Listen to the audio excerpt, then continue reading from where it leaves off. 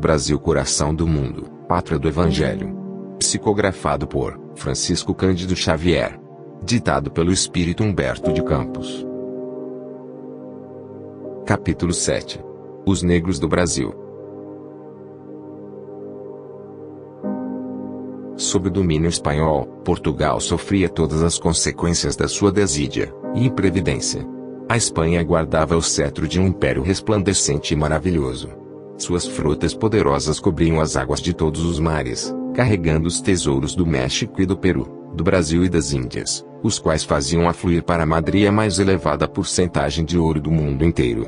Até hoje, comenta-se com espírito a célebre frase de Francisco I, exprimindo o seu desejo de conhecer a disposição testamentária de Adão, que dividira o mundo entre espanhóis e portugueses e o deserdara. A esse tempo, a terra do Evangelho não é mais conhecida pelo nome suave de Santa Cruz.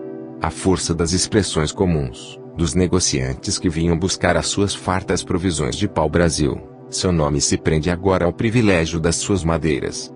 Os missionários da colônia protestaram contra a inovação adotada, mas as falanges do infinito sancionaram a novidade imposta pelo Espírito Geral, considerando as terríveis crueldades cometidas na Baía de Guanabara, em nome do mais caricioso dos símbolos. A sanção de Ismael, a escolha da nova expressão, objetivava resguardar a pátria do cruzeiro dos perigos da Inquisição, que na Europa fomentava os mais hediondos movimentos em nome do Senhor. A situação, no Brasil, sob todos os pontos de vista, como a da metrópole portuguesa, era dolorosa e cruel, embora governada por funcionário de Lisboa, segundo as combinações estipuladas na península. A raça aborígene e a raça negra sofriam toda sorte de humilhações e vezames. Os índios procuravam o norte, em busca dos seus amigos franceses, que, expulsos do rio por Mendes Sá, concentravam suas atividades no Maranhão, onde pretendiam fundar a França equinocial, preocupando seriamente as autoridades da colônia. A situação geral era mais deplorável.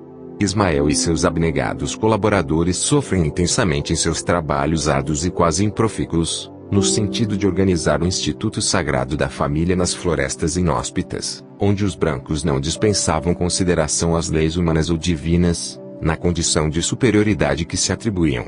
Aos seus ascendem os aflitivos apelos dos obreiros invisíveis. Senhor, exclama Ismael nas suas preocupações, estendei até nós o manto da vossa infinita misericórdia. Enviai-nos o socorro das vossas bênçãos divinas, para que as nossas vozes sejam ouvidas pelos espíritos que aqui procuram edificar uma pátria nova. Nosso coração se comove ante os quadros deploráveis que se deparam às nossas vistas. Por toda parte, vêem-se os infortúnios das raças flageladas e sofredoras. Uma voz suave e meiga lhe responde do infinito.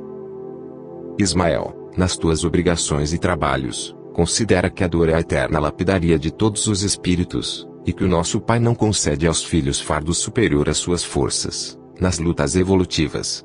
Abriga aí, na sagrada extensão dos territórios do país do Evangelho, todos os infortunados e todos os infelizes. No meu coração ecoam as súplicas dolorosas de todos os seres sofredores, que se agrupam nas regiões inferiores dos espaços próximos da terra.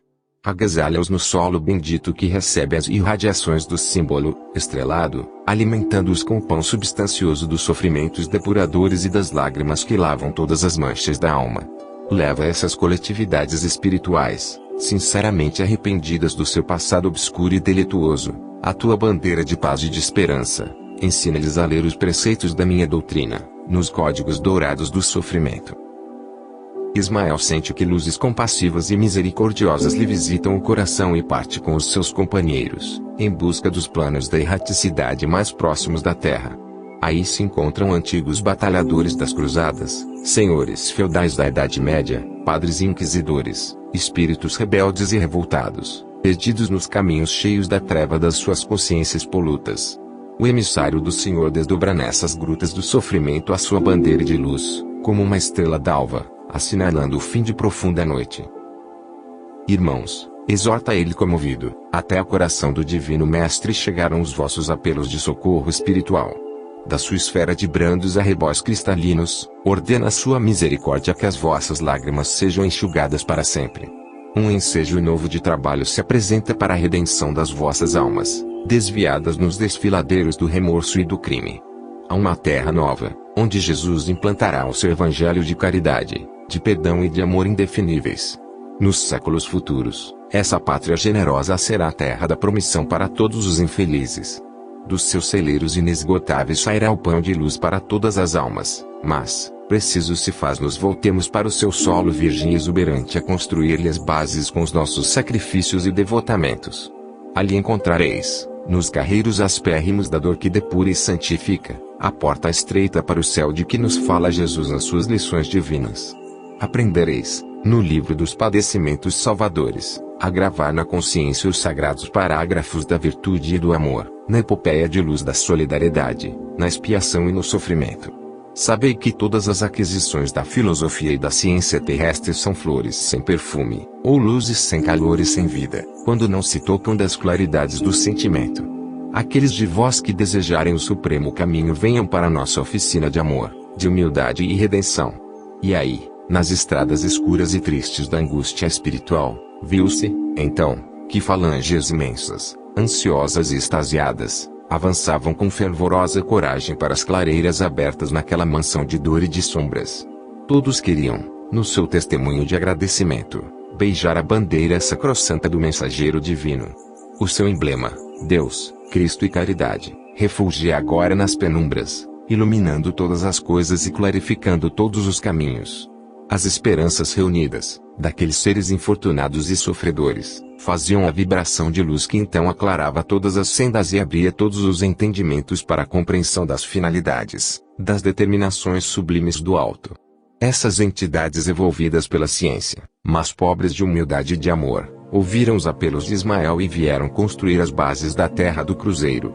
Foram elas que abriram os caminhos da terra virgem, sustentando nos ombros feridos o peso de todos os trabalhos. Nesse filão de claridades interiores, buscaram as pérolas da humildade e do sentimento com que se apresentaram mais tarde a Jesus, no dia que lhes raiou, de redenção e de glória. Foi por isso que os negros do Brasil se incorporaram à raça nova, constituindo um dos baluartes da nacionalidade, em todos os tempos. Com as suas abnegações santificantes e os seus prantos abençoados, fizeram brotar as alvoradas do trabalho, depois das noites primitivas. Na pátria do Evangelho têm eles sido estadistas, médicos, artistas, poetas e escritores, representando as personalidades mais eminentes. Em nenhuma outra parte do planeta alcançaram, ainda, a elevada e justa posição que lhes compete junto das outras raças do orbe, como acontece no Brasil, onde vivem nos ambientes da mais pura fraternidade. É que o Senhor lhes assinalou o papel na formação da terra do Evangelho e foi por esse motivo que eles deram, desde o princípio de sua localização no país, os mais extraordinários exemplos de sacrifício à raça branca.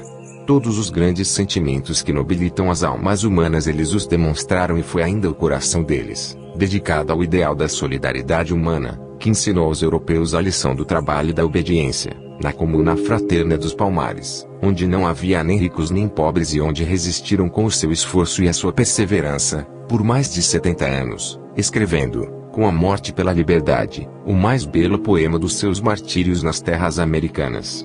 Por toda parte, no país, há um ensinamento caricioso do seu resignado heroísmo, e foi por essa razão que a terra brasileira soube reconhecer-lhes as abnegações santificadas, incorporando-os definitivamente à grande família, de cuja direção muitas vezes participam, sem jamais se esquecer o Brasil de que os seus maiores filhos se criaram para a grandeza da pátria, no generoso seio africano.